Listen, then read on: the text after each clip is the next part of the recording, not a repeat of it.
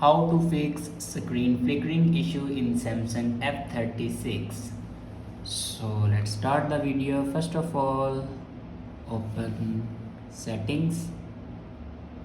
In settings, scroll down and here you can see the option display. Now click on display and here you can see the option adaptive brightness. If you turn on your adaptive brightness, then turn it off. After turn off your adaptive brightness, then go back and scroll down and click on software update. Now click on download and install and here you can check your latest version will be updated or not. If it doesn't update to latest version, then update it to latest version.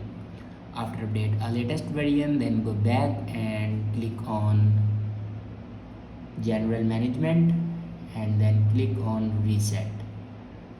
Now click on reset all settings and then click on reset settings. After reset all the settings, then go back to your home screen and restart your device. For restart your device, press and hold power button and then click on restart. After doing these steps, your problem will be fixed.